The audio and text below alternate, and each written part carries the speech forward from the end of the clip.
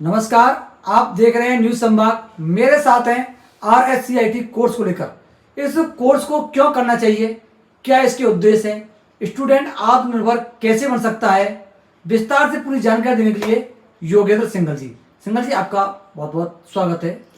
धन्यवाद विनोद जी। RSCIT क्या है, कब इसकी जरूरत पड़ती है, क्यों करना चाहिए, विस्तार से आप दर्शकों को जानकारी दीजिए। जी बिल्कुल, जैसा आपने बताया RSCIT के बारे में, तो RSCIT एक बेसिक कोर्स है जो राजस्थान सरकार के द्वारा मान्यता प्राप्त है। इसके अलावा RSCIT जो कोर्स है वो RKCL Rajasthan knowledge corporation limited, जो राजस्थान गवर्नमेंट की पब्लिक लिमिटेड कंपनी है, उसके द्वारा संचालित किया जाता है। यह कोर्स बहुत ही ज़्यादा महत्वपूर्ण है आज की तारीख में, और इसका जो काम करने का उद्देश्य है, RKCL का जो उद्देश्य है वो है राजस्थान में डिजिटल लिटरेसी को बढ़ावा देने का। आज की तारीख में हम कई लाख बच्चों को पूरे राजस्थान में डिजिटल लिटरेट कर चुके हैं। इसके अलावा अब इस कोर्स की हम बात करें कि क्यों आवश्यक है, तो मुख्य रूप से जो बच्चे कंप्यूटर नहीं जानते हैं, चूँकि हमारे क्षेत्र की बात करें तो हमारा क्षेत्र तो वैसे भी ग्रामीण क्षेत्र में शामिल होता है, तो यहाँ पर बच्चों की जो जागरूकता है वो भी कम रहती है और उनको कंप्यूटर के बारे में जानकारियाँ भी कम होती हैं। तो इस कंप्यूटर कोर्स को करने से उन बच्चों में उस चीज़ की कमी को ख़त्म किया जा सकता है। बच्चे इसमें पहला उद्देश्य जो मेरे हिसाब से रहता है वो यह है कि कंप्यूटर को ऑपरेट करना, किसी एक ऑफिस में किस तरह से कार्य किया जा सकता है, उसमें हम कैसे पारंगत हो सकते हैं, हमारे खुद के जो कार्य होते हैं जो विभिन्न ई मित्राओं पर या विभिन्न संस्थानों पर जाके हम लोग पूरा करते हैं, उनको हम अपने आप से पूरा कर सकते हैं। तो सीखने का जो उद्देश्य है वो इसमें पूरा होता है, हम उसको कंप्यूटर ऑपरेट करना सीख सकते हैं। दूसरा जो इसका उद्देश्य होता है वो उद्देश्य है राजस्थान सरकार द्वारा जितनी भी वैकेंसी जारी होती हैं, मुख्य तौर पर LDC, पटवारी, अकाउंटेंट, आपके स्टैटिक विभाग में भी कई सारी वैकेंसी हैं और अन्य प्रकार की अन्य विभाग में ये सारी वैकेंसीज हैं। और इन वैकेंसीज में ये जो कंप्यूटर कोर्स है, RSCIT हमारा कंप्यूटर कोर्स है, ये अनिवार्य योग्यता के रूप में शामिल है। कोर्स भले ही और भी हैं, लेकिन इसकी समय अवधि कम होने, यानी कि मात्र 3 महीने की समय अवधि होती है इसकी, और फीस भी बहुत कम होने के कारण यह वर्चस्व से और बहुतायत में बच्चे इसको करना चाहते हैं और करना भी चाहिए। ये एक ऐसा कोर्स है जो यदि आप अपनी लाइफ को स्टार्ट करना चाहते हैं, अपना जीवन यापन करने के लिए कोई भी कार्य स्टार्ट करना चाहते हैं, तो उसके लिए सबसे पहले RSCIT ही बच्चे को करना होगा और करना भी चाहिए। इसकी योग्यता क्या है, योग्यता, कौन से बच्चे इसमें भाग ले सकते हैं? योग्यता की अगर बात करूं तो राजस्थान सरकार ने एक ऐसा इसमें सिस्टम रखा है कि कोई भी व्यक्ति जो कंप्यूटर को समझना और सीखना चाहता हो, उम्र की कोई बाध्यता नहीं होती। अगर कोई बच्चा चाहे मैं 6 साल का हूँ, 5 साल का हूँ और 8 साल का हूँ, या कोई 60, 70, 80 साल का बुजुर्ग है, वो भी, ऐसे लोग भी इस कंप्यूटर कोर्स को कर सकते हैं। और इसी पात्रता की बात में क्वालिफिकेशन भी शामिल होती है उम्र के साथ साथ में। तो यहाँ पर क्वालिफिकेशन का भी कोई बाउंडेशन इस कोर्स के लिए नहीं है। ये विशेष सुविधाएं दो राजस्थान सरकार के आमजन के लिए ये जो कोर्स है RKCL द्वारा दी गई है, जिसमें कोई भी बाध्यता नहीं है उम्र की और ना किसी तरह की क्वालिफिकेशन की। जी, इसमें क्या भविष्य है स्टूडेंट का?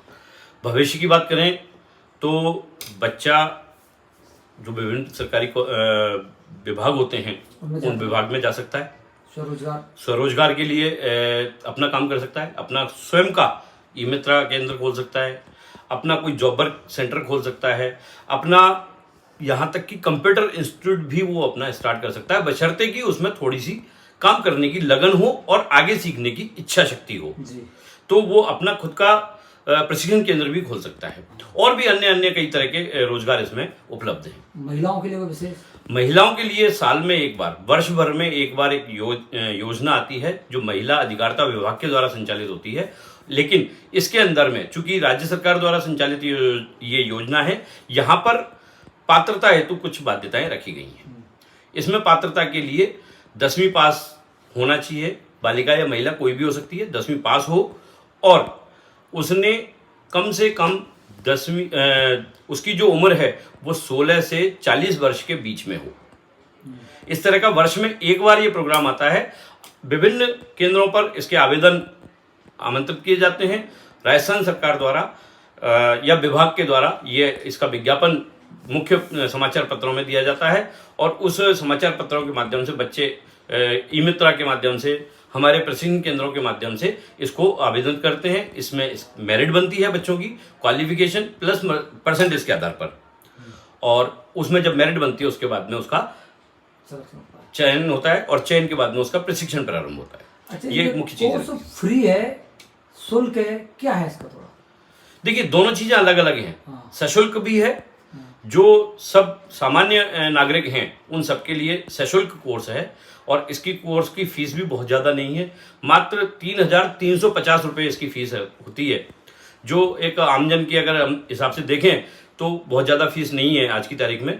तो ये आमजन के लिए 3,350 रुपये फीस है। लेकिन जैसा भी बताया था, आपने पूछा और मैंने बताया था कि राजस्थान सरकार द्वारा महिला अधिकारिता विभाग के माध्यम से जो योजना आती है उस योजना में यह पूर्ण रूप से निःशुल्क होता है महिलाओं के लिए। जी, महिला और बालिकाओं के लिए जो योजना आएगी उस उस योजना में ही निःशुल्क होता है। बाकी और किसी को कोई अन्य बेनिफिट या अन्य कोई लाभ दे नहीं होता, बाकी सशुल्क ही होता है। अगर बालिका महिला पूरे वर्ष भर के दौरान में इस योजना के अलावा इस कोर्स में आवेदन करती हैं तो उनको शुल्क देना रहेगा। और क्या है इसमें? इसके अलावा इसमें प्रमाण पत्र की बात करें, क्योंकि जब हम कोई भी चीज़ सीखते हैं तो उसका प्रमाण पत्र भी अपने आप में बहुत ज़्यादा अहम हो जाता है जी। तो ये प्रमाण पत्र वर्धमान महावीर खुला विश्वविद्यालय कोटा के द्वारा जारी किया जाता है। और एक और भ्रम जो हमारे राजस्थान के आमजन में है उसको भी मैं आपके चैनल के माध्यम से दूर करना चाहूँगा कि बहुत सारे लोगों का ऐसा भ्रम है कि ये जो हमारा कोर्स है RSCIT ये सिर्फ और सिर्फ राजस्थान के लिए वैलिड है, लेकिन ऐसा नहीं है। मैं आमजन से अपील करना चाहूँगा कि आप कहीं पर भी एक बार लगा के देखिए। 3 महीने का जो कोर्स जहाँ पर भी मांगा जाता है वहाँ पर आप कोर्स लगाएं।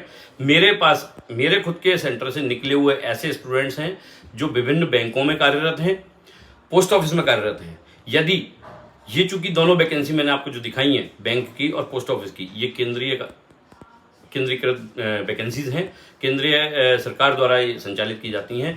तो जब वहाँ पर ये कोर्स अप्लाई हो सकता है, वहाँ पर लागू हो सकता है, तो फिर हम इसको कैसे कह सकते हैं कि राजस्थान में ही केवल अप्लाई किया जाता है। जी।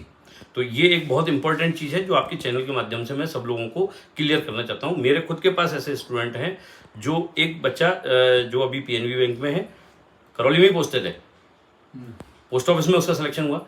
तो ऐसे बहुत सारे बच्चे हैं हमारे पूरे, अगर राजस्थान में देखें तो ऐसे बहुत सारे बच्चे हैं, लेकिन लोग ध्यान नहीं देते कि यार ये बच्चा कैसे वहाँ पे सिलेक्ट हुआ। उसको कंप्यूटर कोर्स मांगा था, RSCIT लगाया, उसने उसका बैंक में सिलेक्शन हो गया, उसका पोस्ट ऑफिस में सिलेक्शन हो गया, उसका अन्य किसी केंद्रीय कार्यालय में या अन्य किसी विभाग में सिलेक्शन हो गया। तो ये सब इसी चीज़ को प्रूव करते हैं कि वो, और चूंकि विश्वविद्यालय इसको दे रहा है तो ये विश्वविद्यालय जब देता है तो वो भी ऑल इंडिया के लिए मान्य होता है जी। ऐसा मेरा मानना है। और इसके अलावा हमारे यहाँ पे इसमें जब कोर्स चलता है तो बच्चों की उपस्थिति का भी एक बड़ा अच्छा प्रोसेस दिया हुआ है। बायोमेट्रिक उपस्थिति होती है, उस बायोमेट्रिक उपस्थिति के साथ में बच्चा हमारे पास क्लास में आता है, बायोमेट्रिक उपस्थिति करता है और फिर उसके बाद में अपनी पढ़ाई करता है जी। 2 घंटे की नियमित पढ़ाई उसको करनी होती है। 3 महीने का जैसा मैंने बताया कोर्स है। एग्ज़ाम वर्धमान महावीर विश्वविद्यालय द्वारा ही तहसील मुख्यालय पर ये एग्ज़ाम कराया जाता है। तो कहने का मतलब ये है कि जो बच्चा जिस सेंटर पे एडमिशन ले रहा है उस सेंटर जिस तहसील में है उसी तहसील मुख्यालय पर उसको एग्ज़ाम के लिए जाना रहेगा। ऐसा भी नहीं है कि उसको ने करौली में एडमिशन ले लिया, जयपुर जाना पड़ेगा या भरतपुर जाना पड़ेगा, या हिंडौन में एडमिशन ले लिया या कहीं गंगापुर में ले लिया तो माधोपुर जाना पड़ेगा। ऐसा नहीं है, हर तहसील मुख्यालय पर यह सुविधा उपलब्ध है। इसमें सीधे शब्दों में बताया कोर्स कौन कौन से हैं? देखिए, कोर्स तो अपने आप में ही पूरा ये कोर्स है, लेकिन बात करता हूँ सिलेबस की। सिलेबस क्या जी? तो सिलेबस में हमारे पास हमने इसके अंदर में जो RKCL ने हमें सिलेबस दिया हुआ है उसके अंदर में मुख्य तौर पर कंप्यूटर की आधारभूत संरचना जो है, इनपुट आउटपुट मेमोरी डिवाइसेस, इनके बारे में भी हम इसमें मेंशन किया हुआ है। साथ में जो मुख्य चीज़ें हैं, MS ऑफिस जिसको हम बोलते हैं, वर्ड, एक्सेल, पावर पॉइंट, इसको हमने विस्तार से इस कोर्स में लिया गया है और बच्चा वर्ड, एक्सेल और पावर पॉइंट को सीख कर अपने आप को सेल्फ एम्प्लॉयमेंट के लिए या कहीं पर भी रोजगार करने के लिए आगे बढ़ सकता है। इसके अलावा इसमें एक और सुविधा भी दी गई है। इसके सिलेबस में राजस्थान सरकार और केंद्र सरकार द्वारा संचालित ऑनलाइन जितनी भी सेवाएं हैं, उन सेवाओं को भी हम बच्चे को सिखाते हैं। जैसे हर बच्चे का अपना खुद का SSO ID होता है, नहीं भी होता है तो हम उसको समझाते हैं, सिखाते हैं कि SSO ID कैसे बनाई जाती है, उसको कैसे मैनेज किया जाता है। तो SSO ID बनाना सीख जाता है। SSO ID के बाद उसमें खुद को ई-मित्रा पे जो काम करने होते हैं, जो ई-मित्रा पे जाके करता है, वो खुद काम उस SSO ID के माध्यम से स्वयं भी कर सकता है। क्योंकि बहुत सारी फैसिलिटीज ऐसी हैं, जैसे आपका लाइट का बिल हो गया, पानी का बिल हो गया, ये सब फॉर्म भरने हैं, ये सब टोकन काटने हैं, तो वो सब वो अपने SSO ID के माध्यम से कर सकता है। तो ऐसी सारी सुविधाएं वहाँ पे हमने हमारे सिलेबस में काउंटेड है। यहाँ तक कि EPDS, income tax, railway department, online payment, इन सब के बारे में भी हमारे सिलेबस में मेंशन किया गया है। टैली एक अलग कोर्स है जो हमारे RKCL के द्वारा संचालित किया जाता है। RSCFA के नाम से कोर्स चलता है उसका। ये एक RSCIT कोर्स था और अभी मैं आपको RSCFA के बारे में बता दूं। RSCFA जो फाइनेंशियल अकाउंटिंग का कोर्स है, स्टेट वाइड सर्टिफिकेट RKCL का मिलता है इसमें। फाइनेंस जो टैली एक सॉफ्टवेयर है, उस टैली सॉफ्टवेयर का पूरा डिटेल में हमारे पास सिलेबस है। 3 किताबों के माध्यम से हम इसको पढ़ाते हैं, जिसके अंदर में टैक्सेशन की पुस्तक एक अलग से है, जिसमें GST और इनकम टैक्स को विस्तृत रूप से समझाया गया है। कौन सी धारा में कौन सा टैक्स लगाया जाएगा, चाहे वो GST है चाहे इनकम टैक्स है, दोनों में हमने उसको विस्तृत रूप से समझाया गया है। उसका एग्जाम होता है, ऑनलाइन एग्जाम होता है और ऑनलाइन एग्जाम के बाद में बच्चे को उसका सर्टिफिकेशन मिलता है। तो इस तरह से हमारे ये दोनों कोर्सेज बहुतायत में मार्केट में संचालित हैं और हमारे पूरे राजस्थान में RKCL की माध्यम से बात करूं, RKCL की तरफ से बात करूं, तो पूरे राजस्थान में 6000 से भी ज़्यादा प्रशिक्षण केंद्र संचालित हैं जो गांव-गांव में इस सुविधा को पहुंचा रहे हैं। अच्छा, इसमें एक बताएं, कब ये कोर्स शुरू होते हैं, कितने दिन के हैं, अब वो वीडियो देखने वाला व्यक्ति कब एडमिशन ले सकता है इसमें एडमिशन हर महीने शुरू है, दोनों ही कोर्सेज में, चाहे RSCIT है चाहे RSCFA है, दोनों ही कोर्सेज में हर महीने प्रवेश प्रारंभ होते हैं और हर महीने की अंतिम तारीख पर वो प्रवेश बंद हो जाता है। तो वो 1 महीने का जो होता है वो पूरा एक बैच कहलाता है। उसके बाद हमारे 2 या 3 बैच को मिलाकर पूरा एक एग्जाम एक साथ में कंडक्ट होता है, जो तहसील हेडक्वार्टर पे जो भी विद्यालयों में सेंटर आता है वहां पर OMR शीट पर ये RSCIT का एग्जाम होता है। ठीक है, और कुछ इसमें रहा भी? इसके अलावा तो ऑथेंटिसिटी अपने आप में, चूंकि RKCL राजस्थान सरकार का संस्थान है, तो अपने आप में वो पूरा ऑथेंटिक है। सेंटर हमारे यहाँ पर करौली में लगभग 150 के आसपास सेंटर हैं। तो जो भी स्टूडेंट चाहे वो कहीं पर भी एडमिशन ले सकता है अपनी सुविधा के अनुसार। तो मेरा तो आपके चैनल से एक ही निवेदन है कि बच्चे जो भी प्रवेश लें वो अधिक से अधिक सेंटर पर सीखने जाएं, अपनी स्किल को डेवलप करें। और एक और स्किल डेवलपमेंट के बाद में मेरे को एक चीज़ और याद आ गई कि इस कोर्स का उपयोग जो राज्य सरकार द्वारा संचालित योजना है जिसमें बेरोजगारी भत्ता मिलता है, तो उस बेरोजगारी भत्ते में भी इस सर्टिफिकेट को लगाकर जो बेरोजगार बच्चे हैं वो आवेदन कर सकते हैं। उनको जो भी सरकार के द्वारा 3000 3,500 रुपये जो भत्ता मिलता है वो उसके लिए अप्लाई हो सकते हैं इस कोर्स के माध्यम से भी। उनकी और क्वालिफिकेशन तो कुछ क्वालिफिकेशन जो उनकी साथ में चलती है, 12वीं पास है या ग्रेजुएशन है या पोस्ट ग्रेजुएशन है, उसके आधार पे तो उनका जो भी सिलेक्शन होता है। क्योंकि जैसा मैंने सुना है कि आजकल इंटर्नशिप भी होती है इस योजना के तहत, बच्चों को सीधा सीधा पैसा नहीं मिलता बेरोजगारी भत्ते में।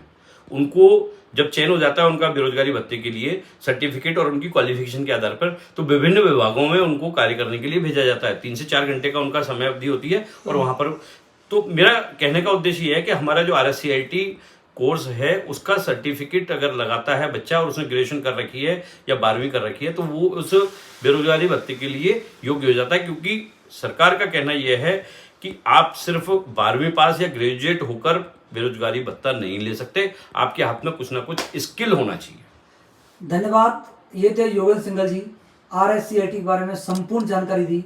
इस वीडियो को देखने के बाद आपको एनपी वीडियो देखने की जरूरत है। एक चीज और मैं आपको विनोद जी बोलना चाहूंगा कि किसी भी बच्चे को किसी भी तरह की RSCIT से संबंधित कोई भी समस्या हो, करौली धौलपुर का विशेष तौर से या भरतपुर का भी या पूरे राजस्थान का भी होगा, तो मैं हमेशा उनकी मदद के लिए तैयार हूँ। किसी भी तरह की कोई परेशानी हो, किसी के नाम में गलती हो, किसी अन्य और कोई परेशानी हो, किसी सेंटर से परेशानी हो, तो मैं हमेशा उन बच्चों के लिए मदद के लिए तैयार हूँ, क्योंकि मैं एक यहाँ पर सर्विस प्रोवाइडर RKCL के सर्विस प्रोवाइडर के तौर पे भी कार्य करता हूँ। तो ये मेरी एक नैतिक जिम्मेदारी बनती है कि यहाँ पर जितने भी बच्चे RSCIT कर रहे हैं या कर चुके हैं, उनको किसी भी तरह की परेशानी नहीं हो। आपने मुझे यहाँ पर आपके चैनल पर आने का और बोलने का मौका दिया, उसके लिए बहुत बहुत धन्यवाद। नमस्कार। धन्यवाद योगेंद्र जी, आपके लिए बहुत बहुत धन्यवाद। इस प्रकार की वीडियो आपको लगातार देखने के लिए मिलते रहेंगे।